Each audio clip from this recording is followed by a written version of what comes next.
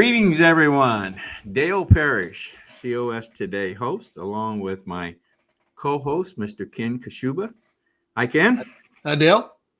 Well, we're off to some technological challenges tonight, folks. It's just kind of the way things go sometimes. Nothing we can do about it. But we've had some last-minute guest changes, and so we'll make the best of it, and I'm sure everything will be just fine. So, Ken, we've started showing these numbers again. This is broadcast number 318, and you've been on board for 176 of them. Closing in on that 200 mark, huh? Pushing forward. Yep. Yeah. All right. Good. Well, listen, let's get started here with a little reminder from our friend Maringo Mike. Maringo Mike here, asking you to hit that like, subscribe, and especially that notification bell so you'll be reminded every time we go live. We really do appreciate your support. Now, back to our program. All right, Maringo Mike. Well, we'll bring him on again a little later on. Hit that subscribe and hit that follow button. You got to hit that follow button as well. That's right. Yep. Very good. And okay, we're going to get started here into our first segment, which is the segment we call the In Focus segment. This segment, we've had some last-minute guest changes, and some due to technological problems, and some due to some not showing up, and so on. So, and some others that did show up, we're going to bring them in on this segment. So, in this segment, we each pick a topic that we are in, that has our focus for the week in world news. And there's an awful lot of things obviously going on. And Ken, quite honestly, I'm not sure what I'm going to talk about tonight. Do you know what you're going to talk about? I do. It's short and sweet, but I know what I'm going to talk about. And by the time Dan and our other guest Ken get done, you'll probably have something to talk about. Yeah, I'm sure it will. Okay, but we've got two other guests that we want to bring on and introduce and get into the fold here. And the first one is Mr. Ken Whaley. Now, Ken has been on before. He's kind of hard to control sometimes. He goes off the handle a bit, but not near as much as the next guest that I'm going to bring on. But anyway, good to see you, Ken. Thanks for coming on tonight. How are you, Dale and Ken? Other Ken? Thank you, Ken. Yeah. Ken squared tonight. Yeah. Usually it's Dale. Now it's Ken. So we're gonna take over eventually, Ken. You're becoming a vet, so. We got people confused thoroughly, I'll tell you. So, Ken, thanks for coming on tonight. Ken's out of Idaho, and Ken, I know you got a number of different titles. I think you're a DC and state content writer, and am I right? That's true. Yes. For Convention Estates, I've been a district captain for almost a year now. And the state content writer, a little less time than that, but just kind of dove into it, found I had that knack, and write all over the place these days, including for your newsletter. Yes. Ken's a avid writer for our newsletter, our outstanding newsletter, I should say. Ken, you had a great piece this last time around, Ken. Everybody's got to read that. That was a great article. Good. Well, I appreciate that. And of course, all that can be found. I'm going to do a very self-centered plug here, Dale, and talk about Restore First. Go right ahead. Yeah, that basically I write everything there first and do once a week, do at least one post, or try to do one post a week that focuses on Convention Estates and the Article 5 aspect of things. I have some that are kind of hot-blooded, as Dale said. I get a little out of hand here and there, but I have to, at least there I have time to tone it in before I actually publish. So usually we're pretty good. Of course. Ken's very good. Well, let me bring on the other guest here. This is this gentleman, Dr. Dan. he's actually he's actually going to be in the segment following this segment.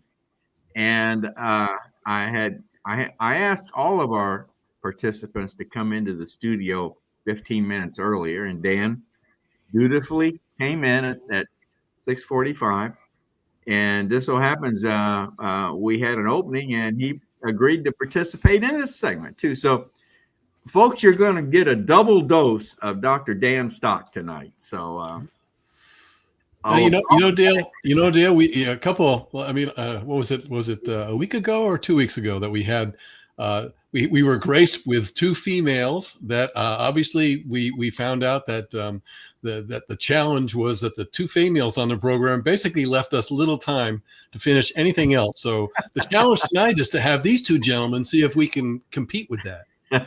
Okay. All right. Now, Dan, I know you've had some different titles in COS. You've been in Convention of States for some time here in Indiana. Do you have a title now? Do you have a position, an official position right now? Yes, I'm a legislative liaison, and I am the representative from the Convention of States to the Citizens Coalition for Legislature Accountability. Ah, that's a long CCLA. The CCLA, yes. Yes. Okay. All right. So these two gentlemen can. It'll take all we can do to control them. I have a feeling, but we'll give it the best shot tonight. So Ken Whaley, Ken out of Idaho. I know you mentioned to me your topic or what you're focusing on tonight. So I'm going to let you lead things off, if you would, please. Happy to. One of the things I've been watching in the news it's been going on quite some time now, is, of course, President Trump's efforts to move in National Guard to the various, shall we say, blue cities, starting obviously in Washington, D.C. And, of course, pretty much since then, he's been getting pushback, especially from, shall we just call them federal judges. Originally, maybe a month and change ago, when he tried to go into Portland, which really isn't but about a 6-hour drive for me. So if we're up here, not that far away, he basically was temporarily blocked by this judge with regards to deploying troops into Portland. You're only about 6 hours from Portland? Yep. Yeah, really? That's about it. Yeah. My sister and I make the run back and forth, and sometimes we'll meet. Well, I'm sorry, that'll sidetrack. There I go, getting all carried away again. Sorry, I'll refocus here. But yes, about 6 hours. And I'm only about 8 out of Seattle, so it's not really that far. Less than an hour from Spokane, so we got airports, all that fun stuff. Not quite that far out in the woods. But that said, basically the ninth U.S. Circuit Court of Appeals agreed to hear the Trump administration's appeal about the federal judge that had blocked his ability to send the National Guard into Portland.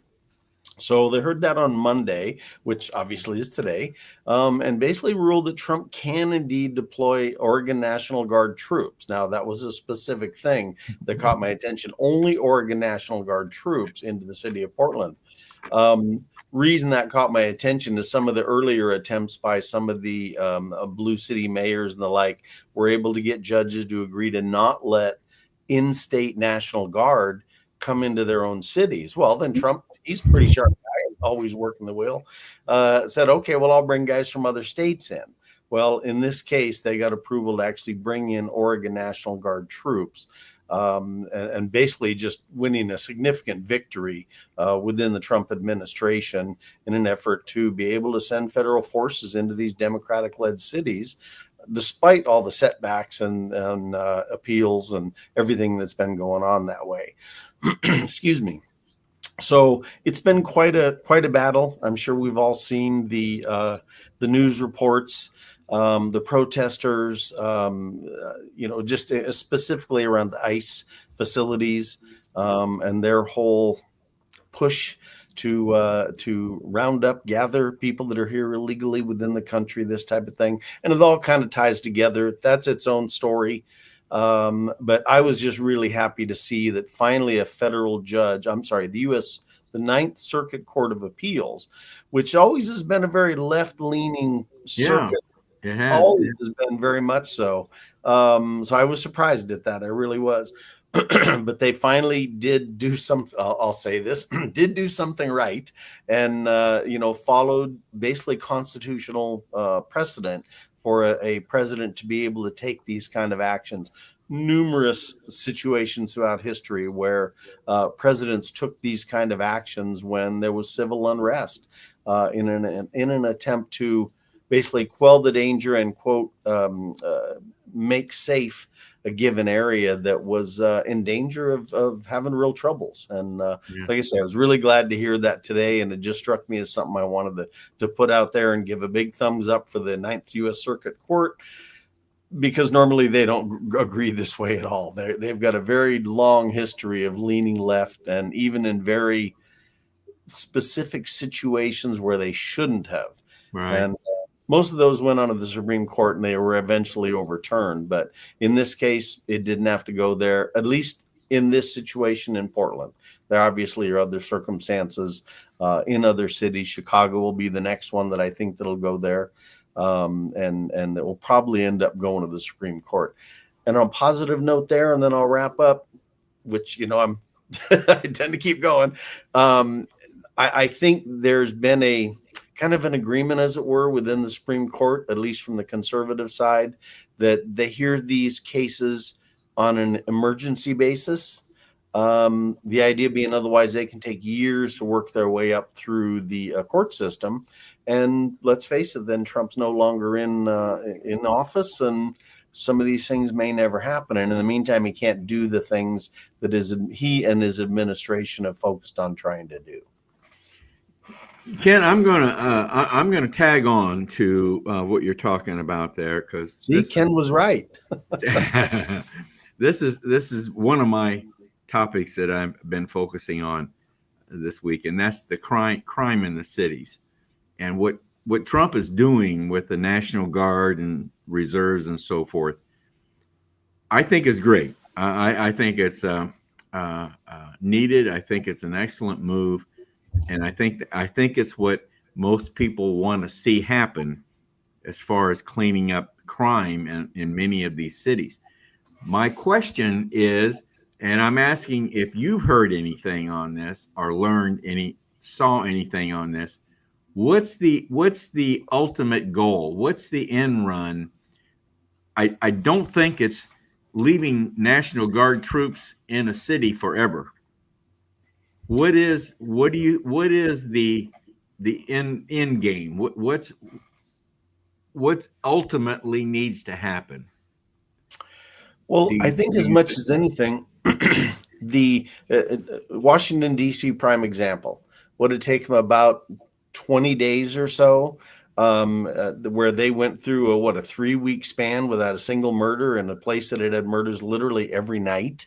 In other words, really what they did was they just cleaned the streets, got all these people under federal custody, which means they couldn't just do a cash bail, get right back out, et cetera. And I'm not sure that applies to everyone that was arrested, and I don't remember the exact number, 1,300, 1,400 people arrested inside of a month, a 20-day span. And my feeling would be that they basically are putting away the bad guys that the, shall we say, rather loose district judges were letting right back out on the streets and continuing to cause problems. And I think the end run after doing that is that the people within the city, even Muriel Bowser, I think I'm pronouncing that correct, saw that, hey, guess what? This city can really be peaceful and can really be a nice place for people to walk around at night. And they cleaned up all the trash and got rid of all the graffiti and everything. And I think the citizens kind of went, oh, wait a minute.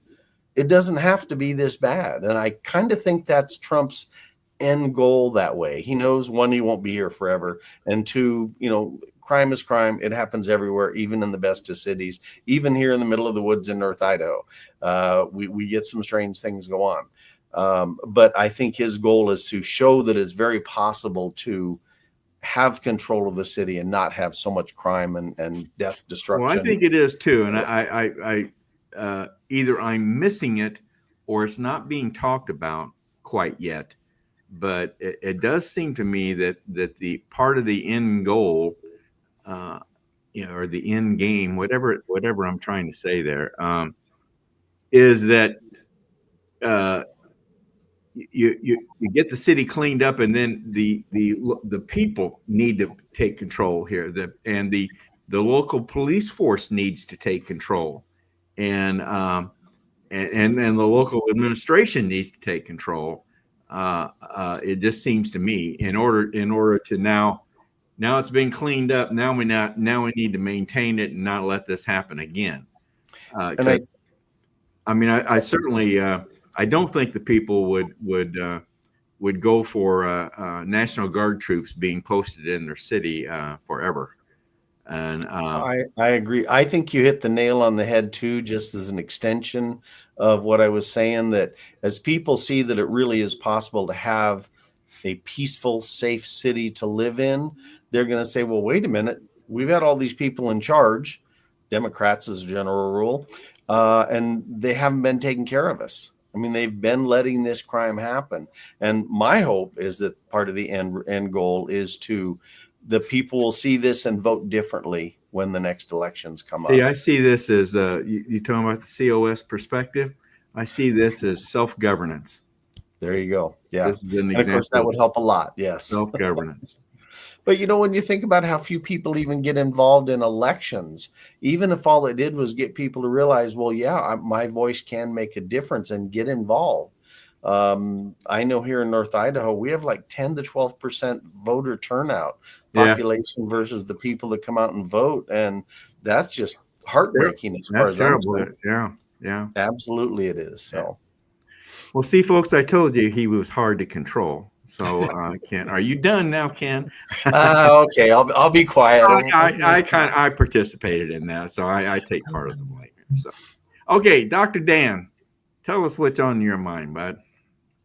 Well, for those who don't know, here in Indianapolis, we have a rather liberal-leaning newspaper by the name of the Indianapolis Star. Oh, you're kidding. No, not really. Yeah, they and I see government very differently, but it turns out several days ago, they actually saw one thing very near and dear to my heart that I think is going to be near and dear to everybody who likes freedom.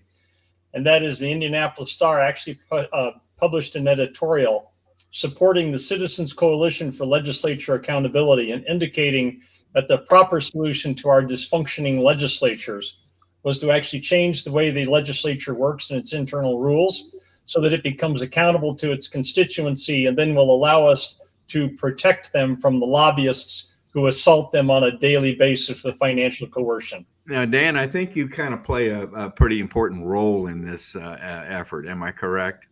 I am the director of the CCLA as well. Yes. Yes. Okay. I thought I'd give you the opportunity to put a plug in for yourself. Thank you. Yes, fixmylegislature.com. I see this as the biggest breakthrough because the most powerful branch of government is the legislative branch. It's also the branch that's working even worse than the other two. The executive branch doing pretty good right now. Judicial branch, as Ken pointed out there, at least in certain cities, not really doing so well in its ability to read a law. But the legislative branch has been doing worse than all of them, with decades and decades of passing really foolish laws only because they were financially beaten into passing them by the lobbyists who threaten them on a daily basis. Yeah. So to actually see that this is a nonpartisan issue, that freedom is going to come when we have reclaimed the ability to have our legislators accountable to us so that elections can mean something, is an enormous breakthrough. And it may start here in Indiana, but eventually it's going to lead this way into every legislature in the United States and hopefully eventually in our federal Congress as well. Good deal. Good deal. Exactly. When did the Star publish that editorial? I believe it was Thursday. Might have been Wednesday. I got a hold of it on Thursday when it was sent to me by a colleague who realized, wow, this is very big, that even a liberal mindset realizes that a legislature needs to be accountable and that this is the way to fix it. No, this was not an editorial submitted by a citizen. This was the newspaper's editorial department. Yes, actually, and to the credit of the Indianapolis Star, and I really want to give them credit, that editor has since corresponded with me and asked me to expound in a letter to the editor further aspects of the CCLA that he wasn't able to cover, which is the other thing I'm doing tonight.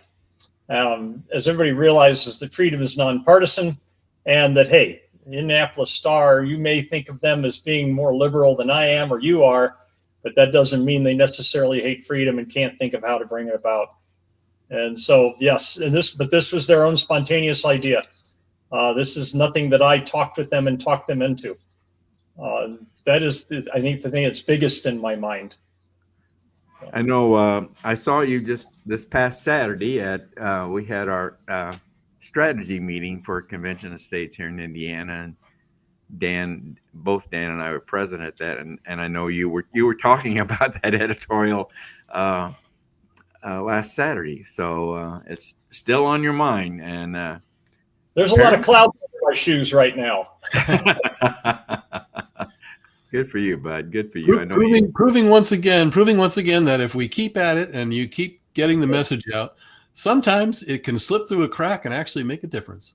You know, it's naivete is always a transient state. The only question is how long it takes everybody to recognize it's real. We don't believe in flat earths anymore. So the idea that a legislature shouldn't have to be completely transparent about what it's doing, that was going to catch on eventually. Dan, since I got your attention here, and we were together last Saturday, I know I'm kind of changing topics here, but we were talking about the Turning Point movement here in Indiana, where you said you had a possible contact of a key person in that movement here in Indiana. Am I right? So the contact information for that person has been forwarded to me. I just got it yesterday, so I haven't had an opportunity to actually contact them yet. Okay. But on my list of things to do, when we're done here today, I go to work for the CCLA. So. All right. But you do have the name and the contact information, and okay, good. Yes. And I will be forwarding it to you. Good. Thank you. Because we, just for everyone's information, we Convention of States, certainly here in Indiana, and I think I speak nationally on behalf of National too, that we want Convention of States to be an integral part of the Turning Point movement. So we definitely want to do whatever we can here in Indiana to make progress in that movement. So hopefully it's a good contact, Dan. So Me looking too. forward to hearing it. Okay, good. Yeah. Ken, what's on your mind, bud? Well, my topic actually correlates with what Ken really introduced here. It's and we talked a little bit about it, and that's kind of crime. Ken's kind of opened a can of worms here, hasn't he? I mean, he just opened it all up. Ken just opens that can of worms, and I'm going fishing. So okay, go ahead. I'm sorry to interrupt. Okay, no, mine's kind of short. Although we can expand a little bit on the topic. I know we talked about the National Guard and the cities and crime. I was kind of surprised to learn today that Kristi Noem announced that since Trump took office and we decided to start cleaning up the ranks of illegal immigrants, criminally illegal immigrants in the country, they have arrested 480,000 criminals. 480,000. That's the size of a small city. So just think about that. Amazing, isn't it? Amazing. That many criminals, illegal criminals, running around the country, creating havoc and basically doing it without any fear. I think that speaks volumes about, and especially as we talked a little bit about Washington and how they saw the effects, and now this is kind of jumping around to different cities. I'm just to tag on to what was being talked about. I think it is something that people. Well, let me throw one other example I saw that kind of fits in with where we hope this will go. I happened to catch a YouTube video of our beloved mayor in Chicago.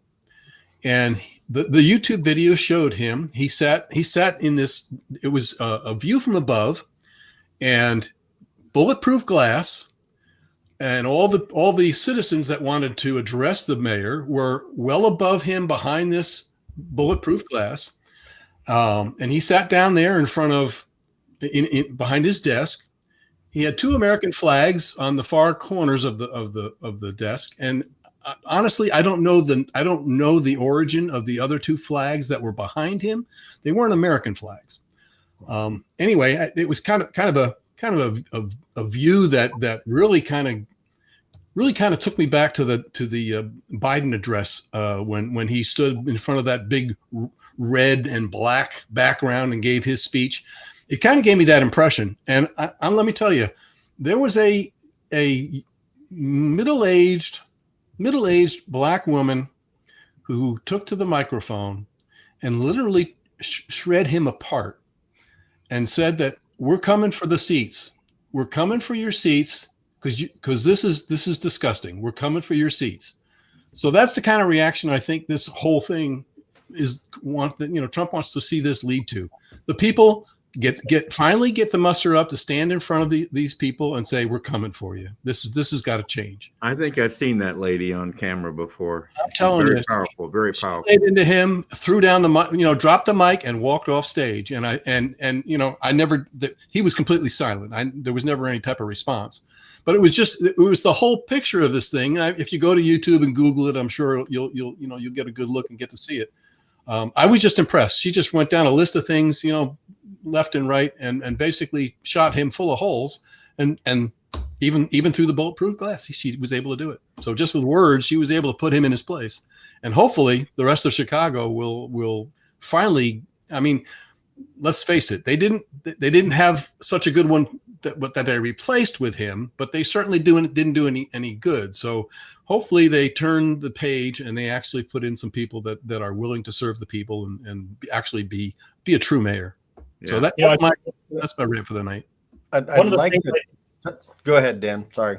I say one of the things I think that gets missed in this that Mr. Trump has been doing goes back to the analogy of the boiling frog. They talk about how you can put the frog in water and turn the fire up slowly. He'll never know what's going on. But if you pull him out while it's hot, show him that it's actually hot, and then throw him back in, he'll jump out immediately and will never go back to the pot again. And one of the things for those of us who are very into neuropsychiatry, Mr. Trump has been very good to do is to show people in short order, you're in a hot pot. And then you can identify the people who put you there and you'll never be able to get back in it again. So he's actually in just a few short weeks tearing down everything in Portland and Los Angeles and all in Chicago. And they're all afraid of this because they realize other people are going to realize we threw you in a boiling pot. I agree entirely. I was going to post this talk on a similar point that I've written about numerous times about the quote silent majority. All of us here are old enough to have heard that term many, many times. Oh, my dad loved to throw that term around. The silent majority. He loved to throw that around. And it's so hurt us as a country, though. I mean, myself included, years and years. Yeah, one vote. What is it going to matter? How can it make a difference? Yeah. I'm just one person, etc. But when you start to realize the power of all these frogs, as Dan put it, that are realizing how hot the water's getting, they're starting to speak up. And honestly, I think that goes back to COVID with parents seeing what the teachers were putting into their kids or in front of their kids. And they're kind of like, well, wait a minute. And that kind of started that swelling of the ranks, and the silent majority is no longer as silent as it once was. Now, there's still plenty of us left that should be a lot more vocal, and hopefully that will continue to be the case, that, as Dan put it, all these folks are feeling the hot water. I certainly hope so. But that was my other point on that the silent majority just can't be silent anymore if we want to save the country, at least. Well, there's a lot more outlets for the silent majority these days to voice their feelings and opinions. That's for sure. Okay. A thing or two more that I've been thinking about, of course, is the Gaza peace agreement. That situation. Can't help but notice that in the news, and obviously very thankful that the final living hostages have been returned. I don't quite honestly, I don't know that they will ever find. It may take years before they find all the bodies of the ones that have passed away. many of them could be under tons of rubble by now. So I don't know if that'll ever be done. But I'm really, really interested in this next phase and how that's going to go. Do you really think? Do you ever foresee Hamas really giving up all their weapons and going away? Do you ever really see that happening? I do. And I think it's going to happen. Yeah, because Mr. Trump's done it the right way. He basically went to all of the other Arab countries and said, look, we're not going to let you destroy Israel.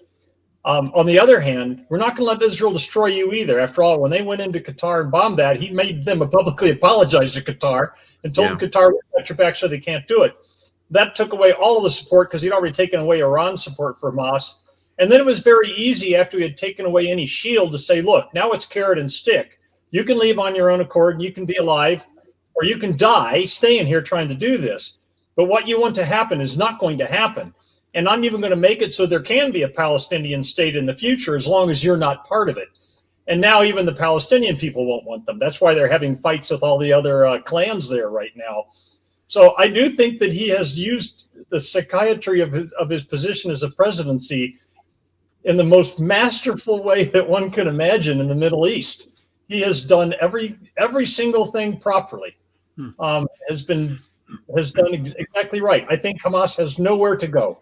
And I think they agreed to this. And the reason why, even when the Israelis retaliated, when they thought they weren't moving fast enough on giving back the dead hostages, is because they realized they have no place to go. Even the people of Gaza don't like them. Yeah. You know, I actually agree with everything you said there, Dan. The one caveat that I would put out is that the most dangerous animal in the world, man is an animal, is one that's cornered and feels he has no way out.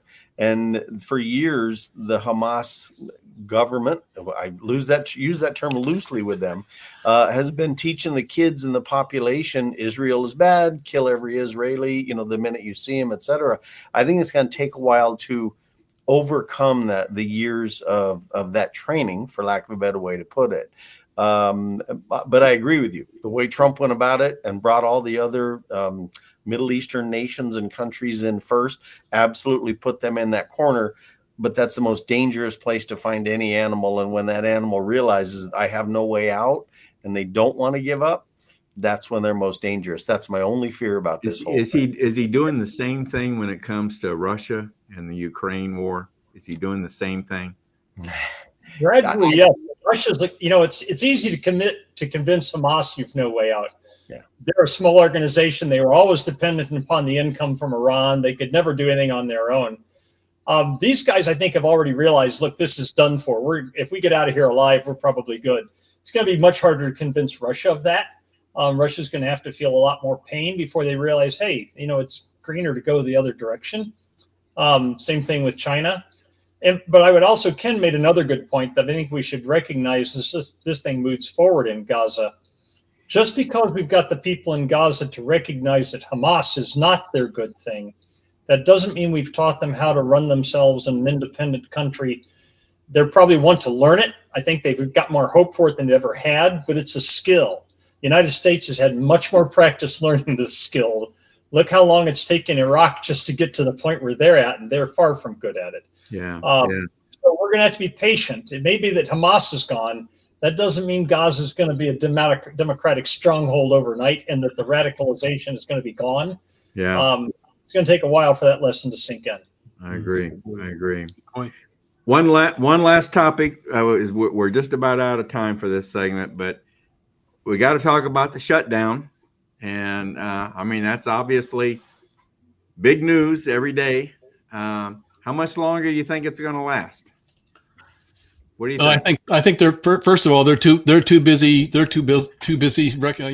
the no kings dance to worry about the government and the shutdown and the people right now. They're too busy printing more signs and coming up with the magic million numbers that they want to convince everybody that's out there doing this. So I think it's going to take a little while longer.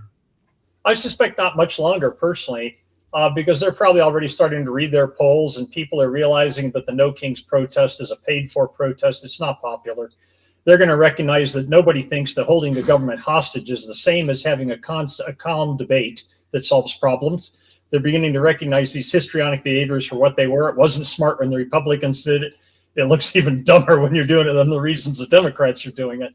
I suspect when they see that they didn't actually get any traction out of this No Kings rally, that they're probably going to recognize this has no hope and give in. I don't know, Dan. You're using logic now. I don't know that.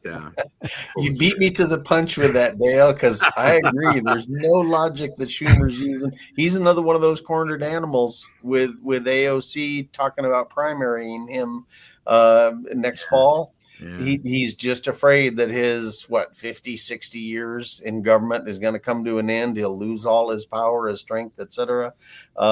Because let's face it, he seems, well, I shouldn't say the only one, but he certainly is the leader of that side of this. And there's no real solid ground for them to be standing on. I mean, yeah, but 5 more Democrats in a purple state say, look, Chuck, I'm not going down with you. And that's all it takes is 5 more to say this is insanity and we're not going to do it. This No Kings movement. If we had a king, they sure wouldn't be able to protest, would they? No. Yeah. That would not have lasted the day. Yeah. In any of the cities. I mean, they had some big turnouts here and there. We had 3 cities, mostly in southern Idaho, that had turnouts, but they were a couple hundred students and some, I'll probably get in trouble for this, but some old hippie folks that like to just fight against anything and everything anyway. And it really was a very poor turnout. And even the news around here was like, well, even our little town here, we supposedly had something like 8,000 people show up for this, but they were primarily old white people. So the old hippies. There you go. Old hippies. Old hippies. Yeah, most importantly, it wasn't the mama bears with kids. True. It wasn't the working dads. Yeah. These people, I think, have recognized that, look, this histrionic behavior doesn't solve problems. They are actually ready for somebody who is willing to have a thoughtful debate. And like I say, I think we're going to see 5 of the more moderate Democrats just look at Schumer and company and say, look, we're not going down with you. You're losing your nut here. Yeah. It's the last stand for those older ones. I mean, when you have Nancy Pelosi ripping up a paper crown, I mean, she did that behind Trump's back with his speech, and here she is ripping up a crown. I mean, they have no other. I mean, I think they're running out of perfect illustrations to try and get their point across. And we're not going to fix Pelosi and Schumer. They've been practicing ignorance so long that out of the hot water, they'd still say it was hot. We're not going to fix it. I might have to use that term, practicing ignorance. I appreciate that, Dan. I might have to use that. Okay. Hey, Ken, you picked up something here today. There you go. And I'm going to throw one out here real quick because I know we're running out of time, Dale. Yeah. I was talking with my stepson last night at dinner. And he used the term, it ain't no fun when the rabbit's got the gun. And I'd never heard that before. And I thought, I could use that one too. And I actually looked it up, and there's no original source for the saying. You sure that wasn't used by Elmer Fudd in one of those cartoons? It probably was aligned with that, but that one just struck me as okay. It's a little tough to write and talk about somebody using a gun, so I've got to find a metaphor to be able to write about that with. But the idea that all this stuff that hit Trump over the head for the last since he was elected the first time. It's finally being turned around. Then, of course, retribution. No, they just broke the law. So, now he has the gun, pardon the use of the firearm language. But that one struck me real fast. And that, Dan, that one just did the same thing for me. So I may be using that if you don't mind. Remember that ignorance is a physiologic process. You have a part of your brain that's dedicated to it. Like anything else in a brain, you can become very good at what you practice at.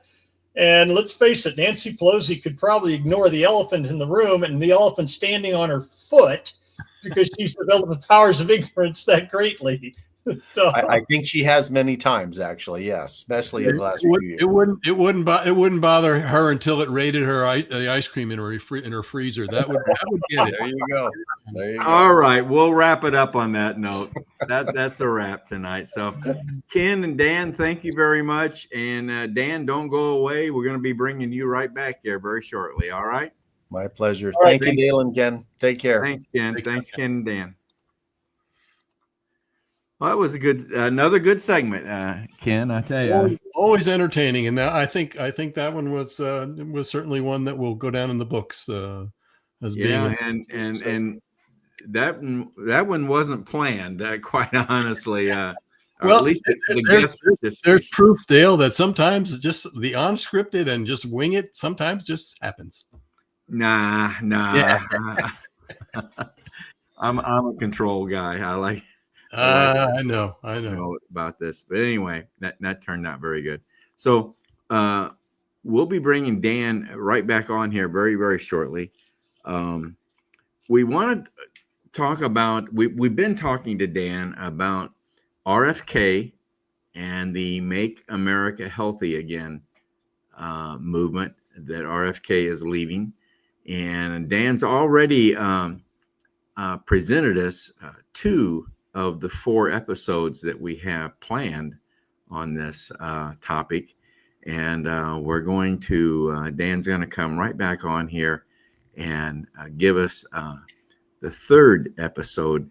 I'll let him bring him on here and we'll kind of quickly summarize the 1st and 2nd episodes very quickly. This 3rd episode has to do with the CDC. So we'll let Dan take it up from there. But welcome back, Dan. hi, thanks for having me back, Dale. Yeah. Well, Dan, you probably heard what I just said. This is episode 3, and according to your notes, this is going to be on the CDC, unless you've kind of modified it a bit. But quickly, I got CDC on the mind right now. Oh, what? I'm sorry. I've got CDC on my mind right now. Okay. Quickly, episodes 1 and 2, very quickly, kind of quick summary, if you would. And I want to give you the opportunity to give your disclaimer here right at the very beginning, okay? Sure. So for everyone knows, I am a senior fellow of something called the Independent Medical Alliance, which has been working and advising with Secretary Kennedy's Department of Health. But the opinions I give you today are those of myself, not the IMA and not the Department of Health and Human Services or any of its subdivisions. These are just the musings of somebody who's been working that. Our first episode was, hey, what the devil is going wrong in the Department of Health and Human Services and how did it get that way? And then we did our second one on how Mr. Kennedy has tried to clean up the debacle of the food industry in the United States and the steps he's taken. And I learned a lot about the dyes that has been going into foods and the 10W30 that we've been consuming, because those dyes came from petroleum products, right? And that's was a big item that he changed. So, okay, enough for the episodes 1 and 2. Take it away, Dan, on episode number 3 here, CDC. Well, one of the things people should know is that when science goes wrong, it's always because somebody has avoided debate. And Secretary Kennedy has been very careful to say, look, we're going to have public debates and we're going to make decisions based upon the data that's out there rather than me just doing things because I don't feel good about them. So one of the very first things he did, based because we had research that had already shown that no matter how we did these modified RNA vaccines, they never gave what we call sterilizing immunity. They'd never prevent you from getting infected. They would just maybe, and I'm going to say maybe because I don't believe it's true, they would reduce your chance of having a severe illness. But they promoted that they couldn't really make things ever get you immunity because they made the other critters just start mutating very quickly. And because that data was out there and because we couldn't make things change as fast as the critters could mutate, he actually pulled all the funding for all research on modified RNA vaccines across all species, all different viruses. He said, look, we're not going to put the United States money on this anymore, because that actually is not turning out to do anything that we wanted it to do. So we don't really need to know what the new powered nasty thing coming up is. This technology doesn't work to do immunity. So we're just not going to spend any money of the United States researching it anymore. And he said, this is not something you can really debate. There were people pretty upset about it. But he said, what you don't have is any data that these things cause immunity, because they don't. Even the CDC had admitted that under Biden. So he said, well, good. You don't do immunity. You're not really a vaccine. You can't keep up with the mutation. There's no reason for us to research this any longer. After he had that and that storm had weathered, then he did what, in my opinion, was probably the greatest stroke of genius, which was to fire everybody on something called the Advisory Committee on Immunization Practices. For those of you who don't know what the ACIP is, it is a voluntary group of scientists who advise the director of the CDC on recommendations of vaccines for the country. Basically, they give advice to the CDC director, who they can choose to agree with the advice they give or go against it. And these people are required to file conflict of interest statements. This is just an abomination that you could have a conflict of interest and be on ACIP in the first place. But they were allowed to be on with conflicts of interest. In fact, many of them had research projects, had either had previously or were now working as people for pharmaceutical industry companies that made vaccines. And in fact, they had become so brazen in their acceptance of their conflict of interest that many of them had not filed a conflict of interest statement in 10 years. Wow. Wow. And they had become what Mr. Kennedy called sock puppets from the industry, which I thought was a beautiful analogy. They had never voted against any vaccine that had ever come before them. Is, oh yeah, put it on the schedule, including looking at some data that I looked at when they were putting on the schedule and saying, I would ask a lot more questions about this data than you are. But no, they just never did that. So we actually fired all of them. And then what he replaced them with was a group of people that he carefully screened to make sure had no conflict of interest. So they're required to file conflict of interest forms, but he let everybody know before you get in here, it doesn't matter what you file. If you say you've got one, you're not going to be on here. You're not going to have a vote in how this thing gets settled. But then he said, that's fine that we're going to take off all the voting from the people who have conflicts of interest. But we are going to invite everybody from every side of the discussion to come to the debate, so that now the people who are going to settle the debate are going to be without conflicts of interest, but they are going to give every side their opportunity to say what they think about this. Now, I've heard you say that about RFK, about having debates and bringing all sides in. I can remember you saying that in episode 1 and 2. He's very big on that concept, isn't he? Well, in fact, that is the scientific method. The scientific method is that you have your opinion, you do your research, you present it, and then you find out, first of all, if you had flaws, which you'll find out as people criticize your work. And second of all, you'll find out how the research is valued, even if it is valid. What everybody thinks of what that, what's important about what you found out. That's what's that, in publishing, that's critical review or something like that, or yeah. Published the steps of scientific method. He said, this is the way things are going to work in the NIH and the Health and Human Services from now on. Basically, these are the steps of scientific method. You don't get to shortcut them. A great example of this, at one of the recent ACIP meetings, Dr. Kirk Mulhone, somebody that I know well and have just enormous respect for, turned to the people at the FDA and said, now look, I don't understand. These modified RNA shots have already shown in multiple reports that they have levels of DNA in them that far exceed the regulatory maximums allowed by your FDA. And those maximums were established even before lipid nanoparticles could make smaller amounts of DNA get into cells. Why haven't you actually gone after and done anything to do research on your own from the FDA to investigate whether or not these shots really do have that level of DNA in them and they should be pulled for adulteration?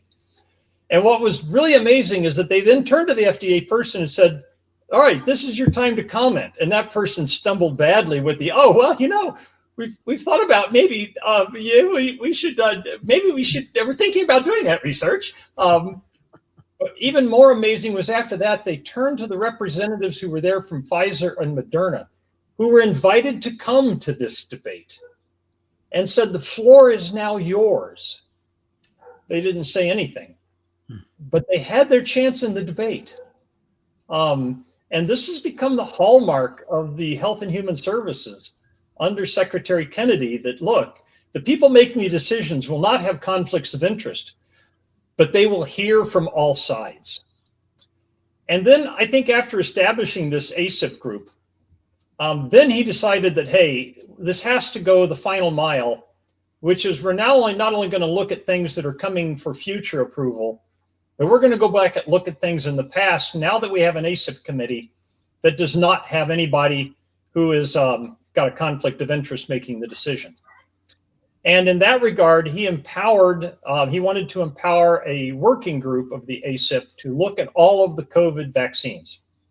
So the first step in that process is going to people at the CDC and say, hey, you have to make up the paperwork that defines the parameters these guys are going to work at.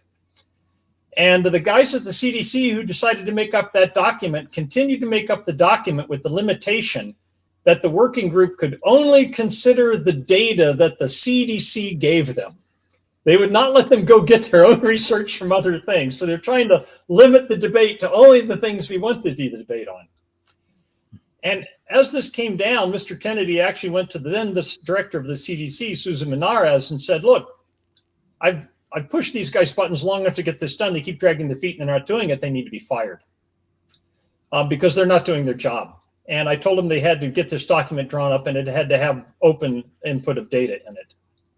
And I don't know if people know what used to happen in the first Trump administration, but if the secretary of some department was not being particularly good to the deep state, then they would go to Mr. Trump or someone in Congress who would then go to Mr. Trump and say, Billy, this secretary needs to go. They're not playing ball.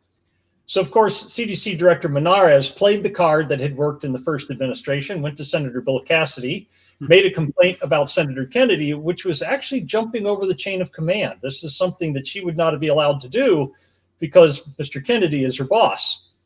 And unfortunately, Mr. Trump has learned a few things since that first term. And when that happened, Secretary Kennedy informed him of what had happened, and Mr. Trump fired the CDC director. Right after that, the people at the CDC who had been holding up the process realized, oh, dear God, that's not going to work. And of course, they then resigned and went to every media outlet they could to tell everybody that Secretary Kennedy was a vampire and smothering small children pillows in his bed and everything else they could accuse him of. But now he's actually instead got that panel empowered so that it can actually go look at all the data, both that the CDC has acknowledged and the CDC has not acknowledged, to say, hey, all of this data can be debated. And that data will be debated with everyone from the AMA, the American College of Obstetrics and Gynecology, the American Academy of Pediatrics, the Society of Infectious Disease, and even the representative of Pfizer and Moderna. They're to be willing to be part of this debate, but they're going to have to debate data that is comprehensive and from all angles. And they're going to have the decision made by a group of people who has no irons in this fire. It will be purely scientific method along the lines that Secretary Kennedy set out that would define scientific method. Cool. All right. All right. Dan, do you? I know these wheels move very, very slowly, and a lot of people have little faith in going backwards. But do you think there's any possibility that some of these people in this whole COVID thing? I know people will obviously look at Fauci, but any of these other people, do you think any of these people will ever be held accountable? Ever see the backside of a jail or whatever? Most of them know, and I'll tell you the reason they won't is because your legislature has been so destroyed by campaign cash that they made laws that made it legal to do exactly what they did. So they weren't breaking any laws. Fauci did with gain of function and all of that. But no, I think most of these people they are what I call useful ignoramuses. They are also very practiced at ignorance, but they were profitably so. Yeah. And so they were useful, and they had laws passed by our useful ignorant Congress that then made it so these guys could get power and do what they did with impunity from actually facing a jail cell, because it was legal to do the very things they were doing. Your point is well taken, though, Ken. We've actually, one of the things that many of us who are supporters of Secretary Kennedy have had to do is to take many people on the medical freedom movement who have been very concerned that these modified RNA shots haven't been pulled and every vaccine isn't banned. And they're going, honestly, very non-scientifically as well. And Secretary Kennedy has gone to them and said, look, I know you're my supporters, and some of you are feeling like you're going to take away my support. But science requires an open and informed public debate. And it does not move fast by the very nature of the fact that it requires debate. Yeah. And we are not going to abrogate scientific method for that. So, yeah, some of these people are going to escape. But the better news is they will probably never be able to come back. Because as we establish scientific method with that open public debate being decided by people who have no conflicts of interest, when that process is learned not only by our legislatures, but by the people of the United States, then the useful ignoramuses will no longer be useful. Excellent. All right. Good, Dan. Tell us about what's coming up in episode number 4 then. Well, coming up next in episode number 4 is what's going on at the FDA under RFK, so that everybody can understand what he's doing to make the FDA work more intelligently and more scientifically as well. So are we going to see kind of some of the same tactics, some of the same applications with the FDA? You know, ignoramuses tend to play the same cards over and over again in different games. Okay. You will probably see some very good things of that happening as well. All right. All right. Dan, thank you very much. Appreciate your time. Thank you very much. Thanks for having me, Dale. Good night, Dave. I'll tell you, it's always an educational process having Dan Stock on. I'll tell you. I think this series has been very good. I really appreciate him doing this for us. So I noticed we've got some comments tonight. We getting any viewer comments or questions so far? We've had a few. One of our longtime regular viewers, David, who was gone for a while. I know he had some things going on, but he's as we've gone along from the first segment to now, he's had a couple of things. I'll post a couple of his comments because I thought they kind of reflect some of the thinking of people out there. But one of the things he said is, I heard that there are still some flat Earth people out there, because I guess some of this plays into people's to Dan's comment that the ignoramus learning aptitude of some of these people. Yeah. And he did have another mention to kind of tack on to the back of what Dan's comments were as far as ignorance is concerned. He said another guy I follow calls it the center of demented confusion. That's another good one. So unfortunately, we're seeing a good bit of this nowadays. Just things that people, I think as we talked about other areas of people coming to light, that people are starting to realize some of this stuff is just plain not only ignorant but dumb. Yeah. So hopefully some of this will change, and people will right the ship and bring some people with us. Well, let's hope so. Yeah. Well, Ken, we've got another episode of Meet the Founders ready to go here. I caught up with Larry Hudson here not too long ago, and we recorded the third part to Meet the Founders, and we're doing this on Ben Franklin. We've done 2 sessions, 2 parts ahead of this, but so caught up with Larry, and we recorded the third episode, the third part or third segment of Ben Franklin. So let's go ahead and play that for everyone, and then we'll be back and start wrapping things up here. Okay. Sounds good. Well, greetings, everyone. Dale Parrish, COS Today host. We're back to with Larry Hudson here on our Meet the Founder series, where we're talking about Ben Franklin, and this is episode 3, segment 3, whatever you want to call it. So let me bring Larry on, and let's get going on this. Hi, Larry. How you doing, Dale? Good. Well, Larry, as I told everybody, we're back with Ben Franklin again here. We're on episode 3 here, or segment 3, part 3, whatever you want to call it. Okay. Now, I want to, the way we ended the last segment, Ben and his son, William, were at odds on the revolution and the patriots and so forth, and pretty severely at odds. I took it, and their split had become public. So that's kind of where we left it last time.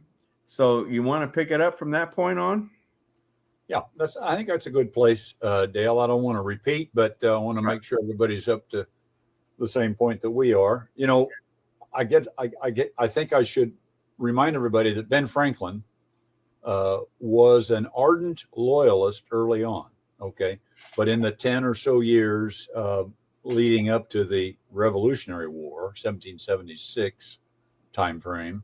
When you say loyalist, that's loyalty to England, right? Yes, a loyalist or a Tory. Okay.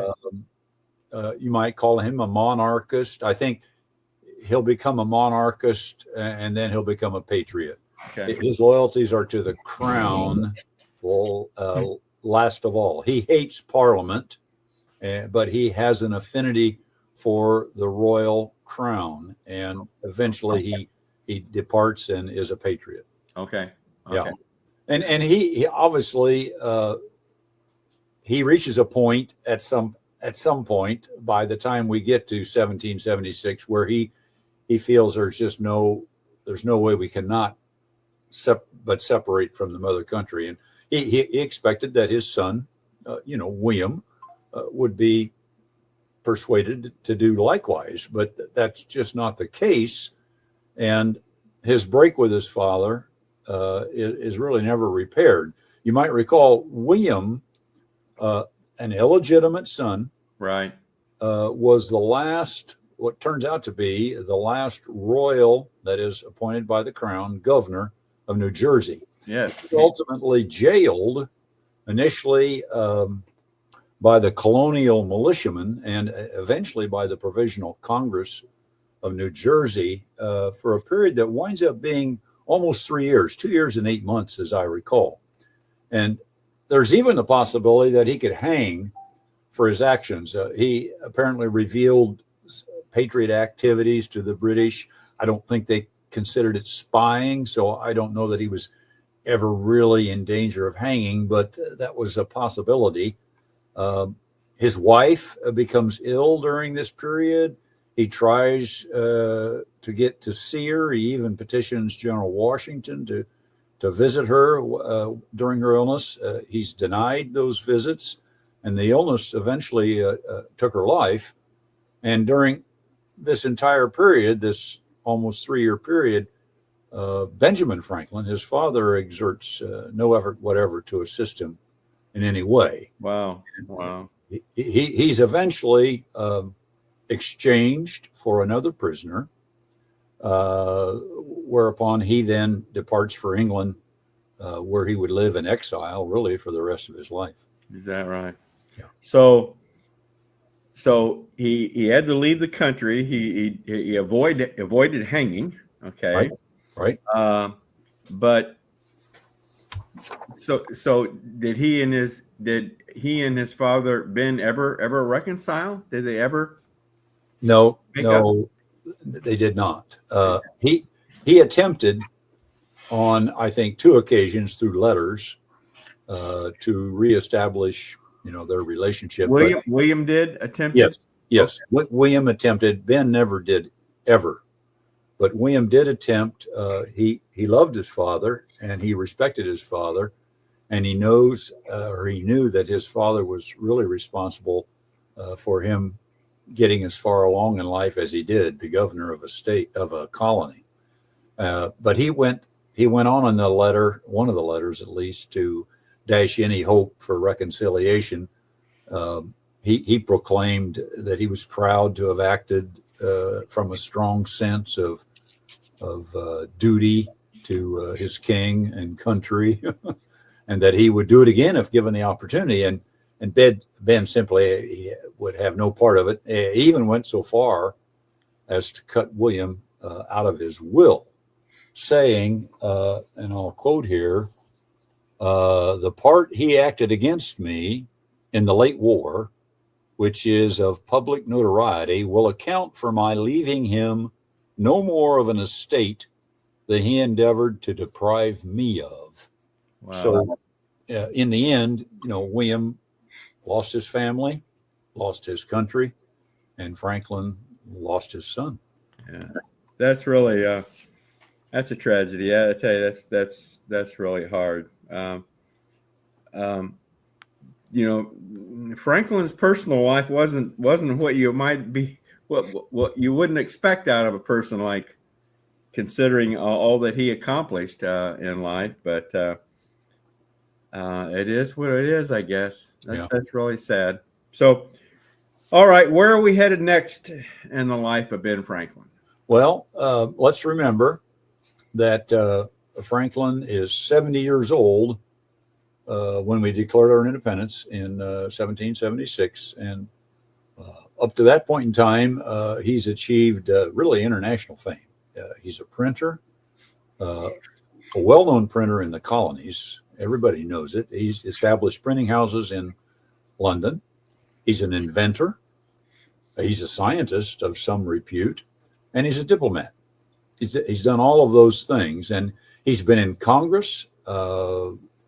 He's become an ardent patriot and a firm proponent of gaining independence from the mother country for about 10 years now. So I thought it might be worthwhile to look at some of his achievements prior to becoming a founding father at such an advanced age. He's well advanced compared to his peers or his compatriots that are considered founding fathers. At the time, 70 years old was quite old, right? Yeah. Considered quite old. Yeah. Yeah. He's by far and away the oldest of the founding fathers. His life is really nothing short of remarkable, I think, in this respect. Yeah. Let's talk about all the things that he's accomplished. Of course, we all hear so much about the Ben Franklin inventions. That's always made news. But why don't you tell us about what all the accomplishments, some of the accomplishments he achieved. Okay. I found them intriguing. Yeah. Let's go back to when he was just a boy. Yeah. To start with, he found that swimming came natural to him. So, as you might suspect, he was an avid swimmer, could swim long distances fairly rapidly. He won every race he was in, apparently. And at the age of 11, he, I don't know if invented is the right word, he discovered swimming fins. Now, unlike today's, about these rubber fins, right? No, not quite. Not like, I got the notes here, folks. I know what he's going to say. Go ahead. Well, I know we're thinking about those that fit on one's feet, but right. His fins or pads, I guess you'd call them, were attached to his hands. Oh, I see. Okay. And they were made of wood, obviously, not rubber. And he said that they resembled artist palettes, so they were generally round with a thumb hole. And he did try wooden fins on his feet, but he wasn't satisfied with them. And just this weekend, I had occasion to this kind of fits together. I had occasion to visit my cousin whose son is a swimmer in Pendleton, Indiana, a first-rate swimmer, a state champion swimmer. And I mentioned swimming pads, I don't know, just in conversation that Ben Franklin came up with. And this young guy, I think he's 16 years old. He said, we use swimming pads on our hands to practice right now today. They help us develop our deltoids and pectorals. And you can't swim with them in competition, obviously, but you can practice to build up your swimming muscles. Oh, that's interesting. Yeah, I didn't know that. So Franklin's pads have survived. Oh, good. Well, we of course we all remember the Franklin stove. Okay.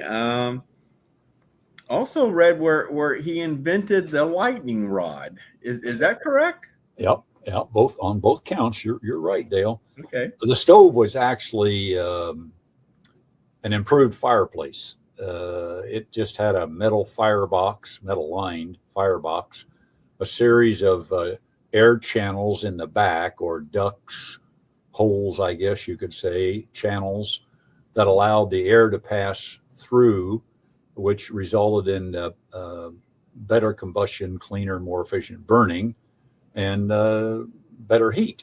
It was later improved on. They brought it out of the wall and into the middle of the room, and they made it freestanding. So it was a metal-lined firebox that it would radiate heat in all directions. Okay. It eventually becomes the more familiar cast iron, pot-bellied stove that many of us who are old enough to remember it from our childhood days, really with their, maybe in their grandparents' home. Yeah, that was for the time. I mean, that was, I guess, quite an invention, wasn't it? I mean, it replaces the fireplace. So that's it didn't really replace it. It just it became a better heat source than a fireplace. The fireplace goes up the chimney, and the pot-bellied stove was cast iron typically. And when that iron got hot, it continued to radiate heat. For a period of time when the fire wasn't burning. It was just coals in the stove. Well, so what about the lightning rod then? Well, he apparently became intrigued with similarities between what we call static electricity and lightning. We all know about his famous lightning experiment with the kite. And he first set about conducting experiments with a Leyden jar, something that many of us probably did in a high school physics lab or maybe a college physics lab. And he formed an idea about the movement or the flow of electricity between what he then termed positive and negative bodies. And positive and negative are terms that exist yet today, that come from his experiments. And his more famous kite experiment seemed to prove his theory. So he went on to develop a lightning rod. It was simply a metal rod with a sharpened point. He attached it to the top of a building, typically on the highest structure of the building, if it was just one, or along the eave of the roof. And it was connected to a copper wire that went to ground. So once lightning struck the rod, the electric charge, would simply go to ground and prevent the possibility of a roof fire. Okay. So I understand he was also interested in the medical field. Yeah, he was interested in a lot of things, Dale. He evidently had an older brother that suffered from, I believe it was kidney stones or a liver ailment, one or the other. And so he went about designing a better catheter that it incorporated some hinged segments that made it somewhat flexible. Apparently there were catheters, or there was a catheter in existence, but it was rigid. So this improved model alleviated much of the discomfort and pain that would be suffered by a patient. So it was actually an improvement, maybe not an original idea. And another but medical device was an item that he called the long arm. And it was a device that we see today. It allowed a disabled user, maybe someone with a disabled arm or a back, to reach and grab items in hard to reach places, up high or maybe down low. It looks a bit more involved in the drawings that I've looked at than the modern day grabbers that we see people use today, but it accomplished essentially the same tasks. Okay. And then in the same vein, we can't forget, everybody remembers or knows Franklin is responsible for bifocals. Yeah. As he grew older, he apparently, became frustrated with the need to change his glasses from the distance ones to the reading glasses. And so he determined to find a solution, and he wound up taking those two sets of glasses, cutting the lenses in half horizontally, putting them together in a lens, brass lens, and was able to look, above and below, and what he called at the time double spectacles. And of course, they later became known as bifocals. Bifocals. Wow. Amazing. Well, now I see in your notes here the word odometer. What does that have to do with? Well, he was.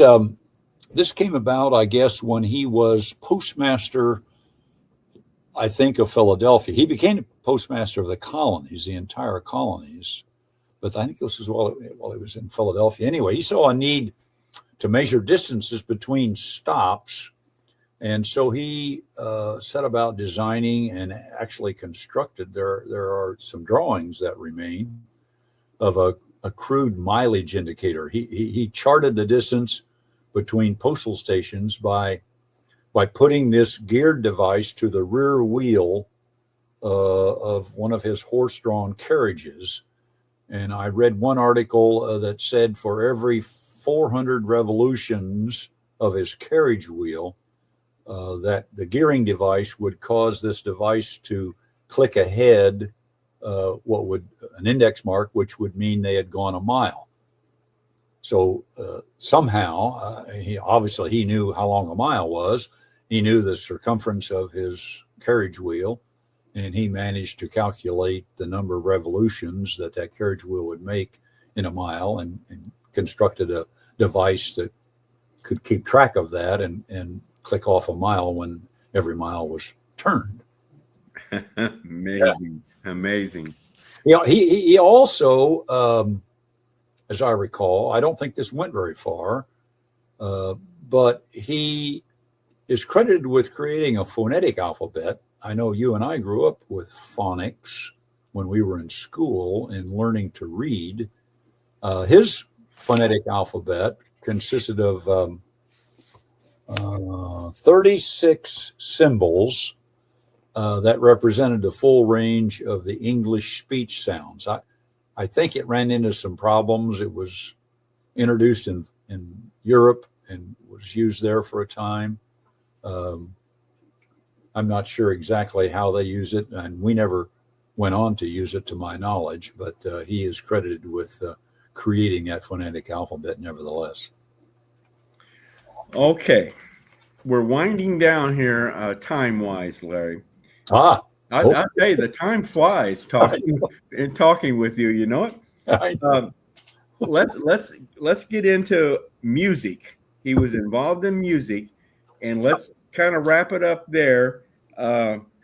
And when we come back for episode 4, you can pick it up where he gets involved in libraries.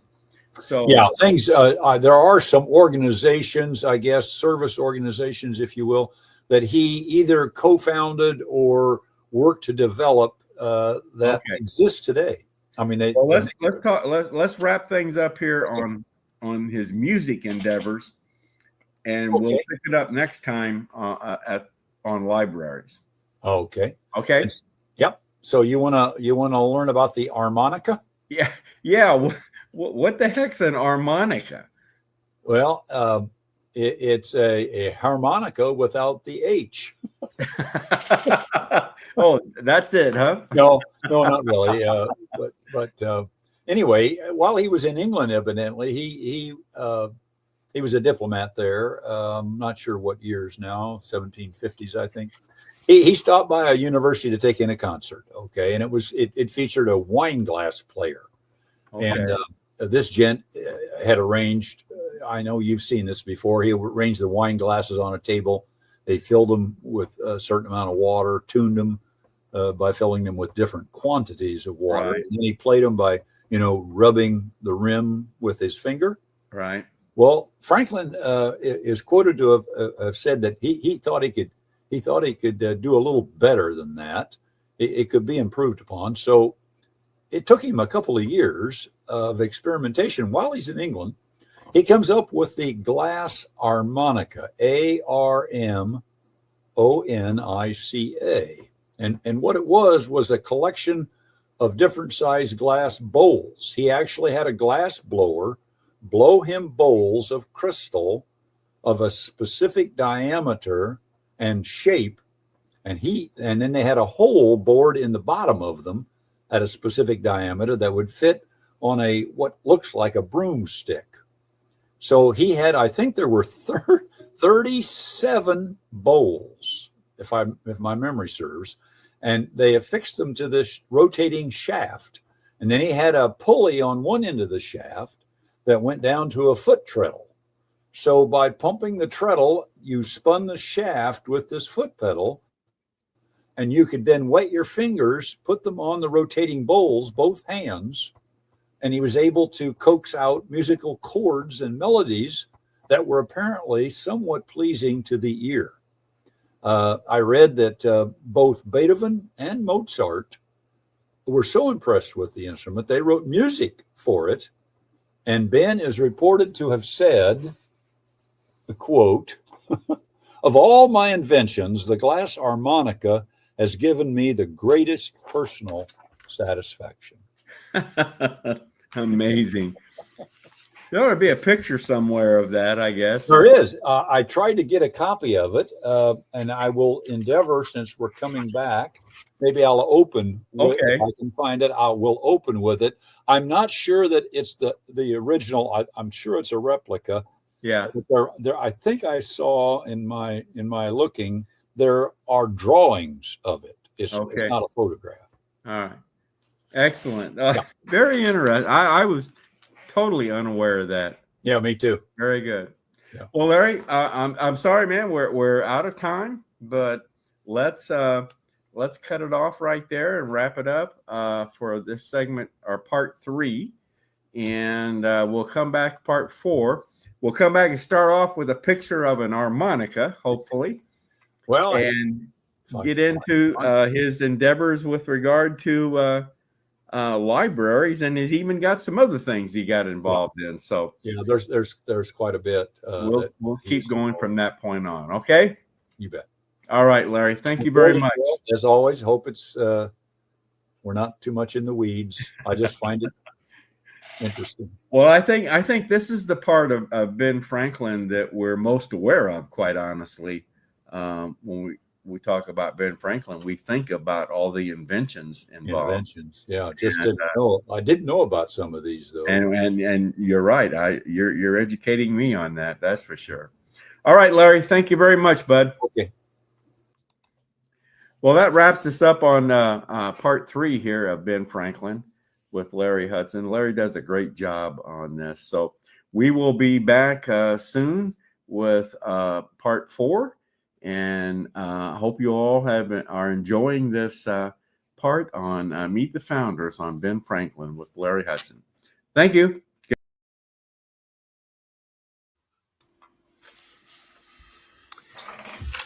Another enjoyable segment by Another one from Larry Hudson. Yeah. I was amazed. I learned something every time. Every time I do a session with him on a founder. He does a deep dive. He does a deep dive for sure. He sure does. Ken, let's let Maringo Mike give us another reminder here real quick. All right. Rango Mike here, asking you to hit that like, subscribe, and especially that notification bell so you'll be reminded every time we go live. We really do appreciate your support. Now, back to our program. All right, Maringo Mike. Well, we got another Dave's Daily Dose for you this evening. Hopefully we got the right one here. We'll see. But Dave is talking about January 6th here. So I thought this was kind of interesting. That topic keeps floating around out there, and I don't know for sure if anything's really going to happen on that, or what's the plan is. So anyway, hopefully it doesn't take 60 years to divulge the full truth of that. So yeah, because there are bits and pieces coming out. Yeah.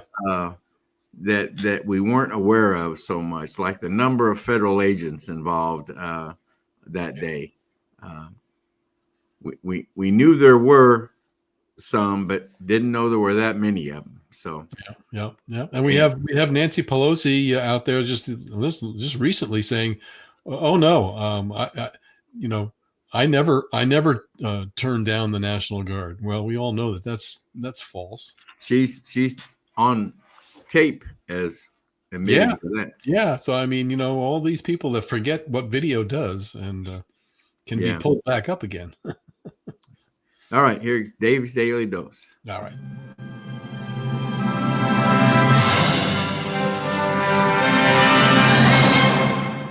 The J6 issue is getting murkier and murkier, like this never happens. Again, it seems like the more we find out, the less we know. Either the January 6th Capitol attack was a genuine uprising or a genuine hoax made to look like an uprising. This is Dave's Daily Dose on BrokenRoadRadio.com. I'm David Allen Punt. The latest wrinkle came up the other day when FBI Director Kash Patel released a document he found in the archives that said that the FBI under Chris Wray had tracked phone records of nearly a dozen U.S. senators, all Republicans. Former Justice Department guy Jack Smith was behind the search, and supposedly it was to track the phone calls of these dastardly Republicans to find out if they called or were called by Donnie J during the fisticuffs. The records supposedly show where the calls were made from and which number they called, but not who they talked to. So apparently the records don't include wiretaps or phone recordings.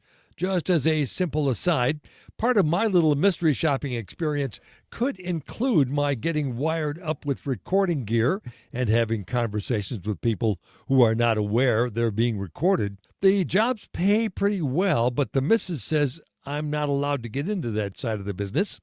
That undercover stuff is a little bit too unseemly for her, so I won't. One of my Substack pals has put together a rather in-depth conspiracy theory as to why someone would orchestrate the J6 riots, if that is indeed what really happened.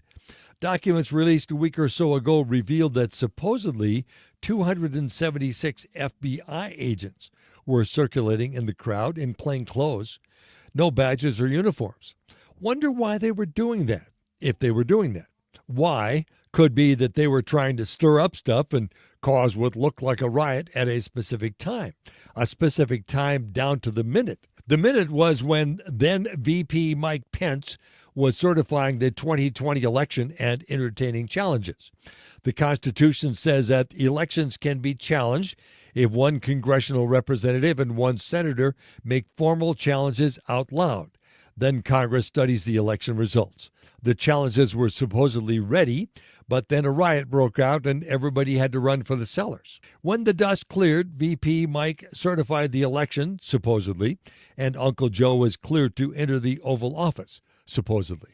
Check out the three-part saga at J6 Matrix on Substack. Interesting stuff. Personally, I want Nancy to confess, and that could happen someday, or not. I'm David Allen Punt.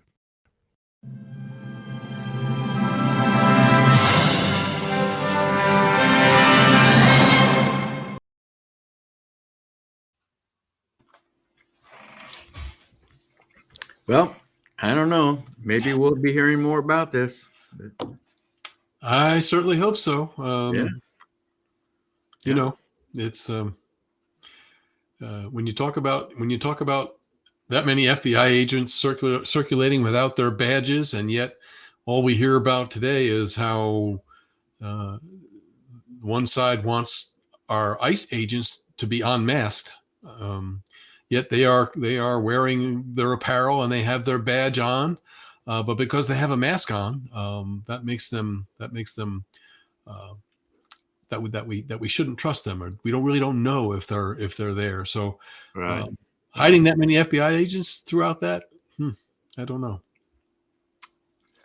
All right. Well, I hope more comes out of this. I really do hope more comes out. We certainly have talked to a number of people that We have. paid a heavy price for that. A lot of people did. Yes, Yeah. they did. Yeah. Yes. All right. Well, Ken, let's start wrapping things up. I want to mention here that coming up on our next COS today is our roundtable coming up next Monday evening, the 27th. And our topic is going to be the Gaza peace agreement.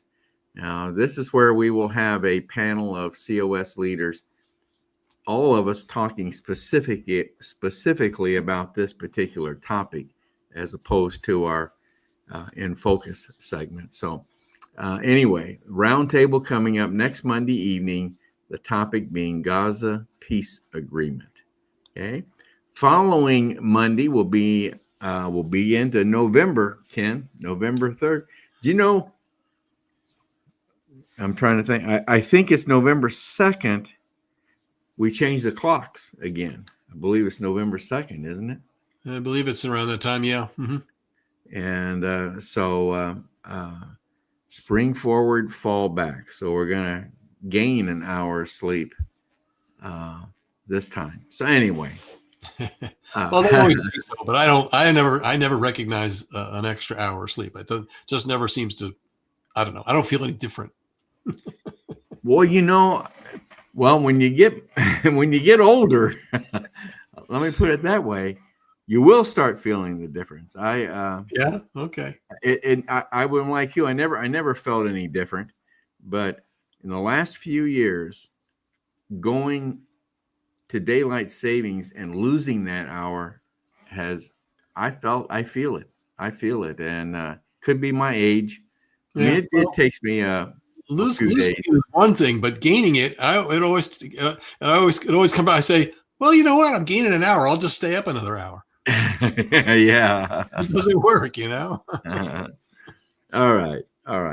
So that's coming up the 3rd of November. Okay. As usual, folks, anytime you have, if you have a question or comment about our broadcast, drop us an email at raiseyourvoicecos@gmail.com. raiseyourvoicecos@gmail.com. Well, Ken, I think we've had a pretty good broadcast. Kind of got off to a rough start, but I think we recovered very, very well. I think we've had a good time. So, any other comments or questions from our viewers, or anything you need to point out?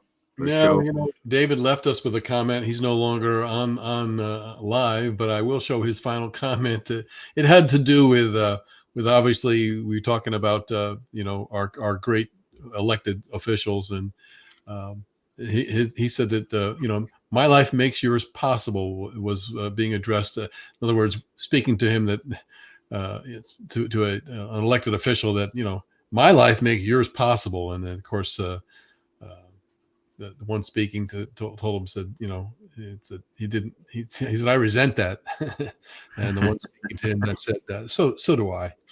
So, just a little comment about our about some of our feelings sometimes with our elected officials, and how who put them there for granted, and that's again goes back to one of our main purposes here, and that's term limits, and how we are great in need of cleaning house of career politicians. Okay, all right, I'm going to close out here, folks. I want to leave a little something tempting for you. We've come across a video, and was hoping we could have it prepared for tonight, but we'll try and have it for next time, maybe as part of the roundtable. But we've got a video clip from Charlie Kirk where he basically expresses his support for Convention of States.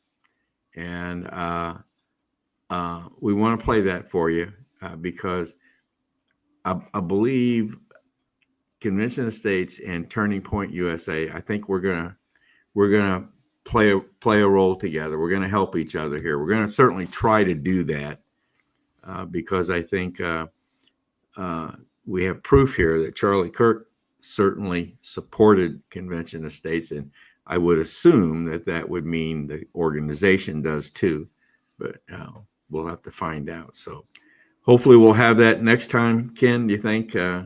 Yeah, for sure. Yeah, we'll have Okay. it ready by next week for sure. So we could probably use it during the roundtable. It's very short, but we'll try and play that next week. But anyway, next Monday's a roundtable. We're going to be talking about the Gaza peace agreement. That's an ongoing thing, and a lot to talk about there. So, well, Ken, let's wrap it up. And everyone, thank you for tuning in tonight. Hope you enjoyed it, and we'll see you next Monday night. Have a good one. Marengo Mike here with a reminder that our work to raise the bar on making our federal government accountable to the people is only halfway done. We need to grow our grassroots army of citizens every day to fulfill the vision of our forefathers and keep our land free and prosperous. So, if you have never signed the petition to show your support, use that QR code and do that now. While you're there, why not kick it up a notch and volunteer for many of the positions available where your talents can make a difference as we march into a new year. Thank you, and God bless.